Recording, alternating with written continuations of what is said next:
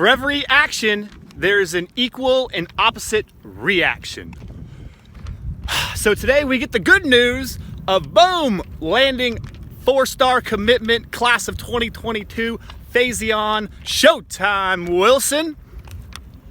And what happens? We get the announcement that the SEC is going to an in-conference only schedule. And this is a big-time major impact for the Big 12. And it's a big-time major impact for Texas Longhorns fans and really our recruiting. And I'll really get to that, really why that is here in a second. But what big-time games we're missing out on. I was really looking forward to seeing Oklahoma play at Tennessee. I was really looking forward to seeing what the Volunteers were going to bring to Norman this year. Personally, I think the Sooners were really going to rout them, really going to beat the brakes off of them.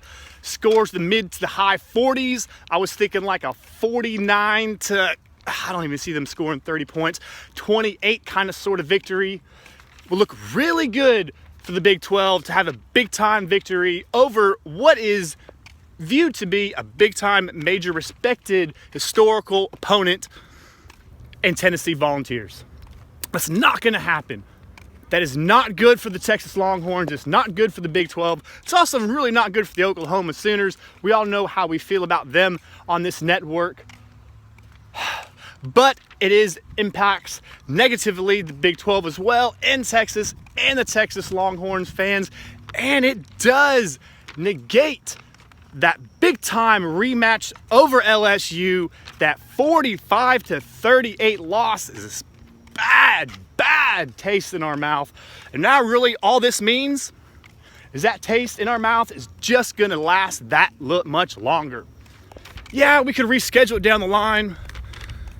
We could create another home-and-home series, meet them somewhere else. Astrodome, Jerry World, somewhere like that. Not Astrodome, not even received that really exists anymore. Meet them in Jerry World, that seems to be the popular thing to do. Something along those lines, but we got him this year.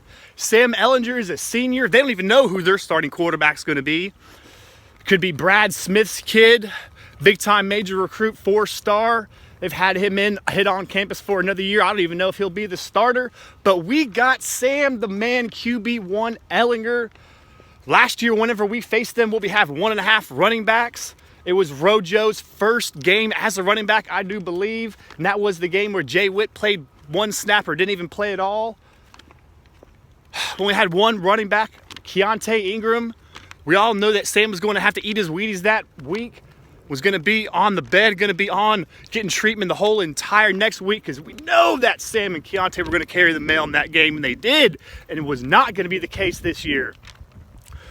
We were going to beat those Bayou Bengals, and we were going to beat them good, and we were going to go in their backyard just like they did to us. And now that has been taken away from me.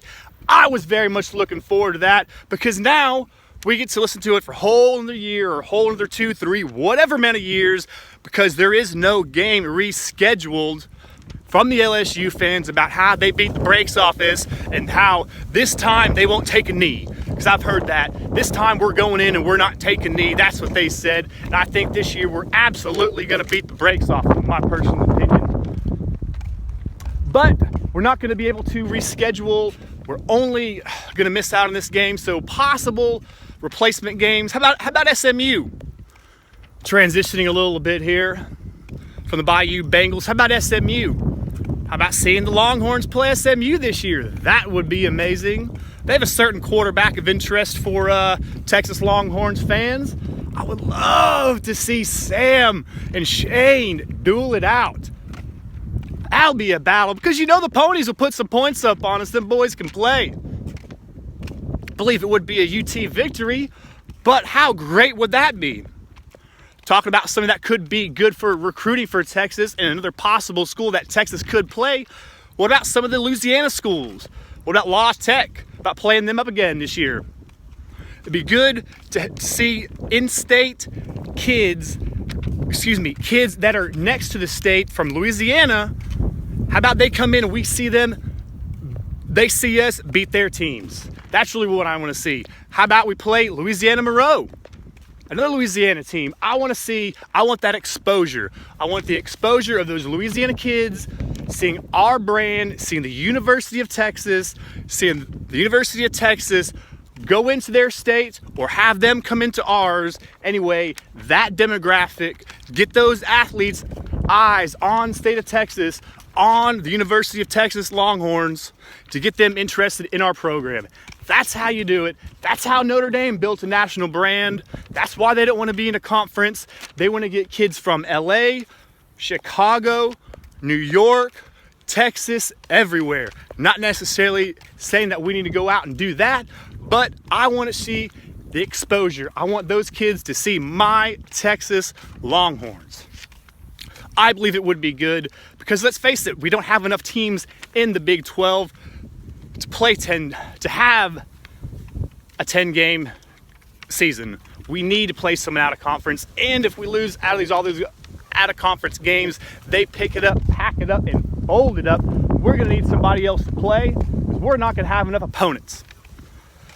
Anyways, I'm gonna leave on a good note. I'm gonna talk about the commitment that we did get. Very excited about Phaizon Wilson. That is the positive reaction to this video.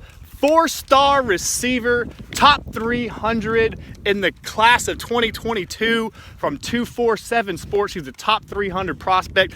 Very much excited about that. I want everyone to keep their head on a swivel and their eyes on Texas. Look him up, guys.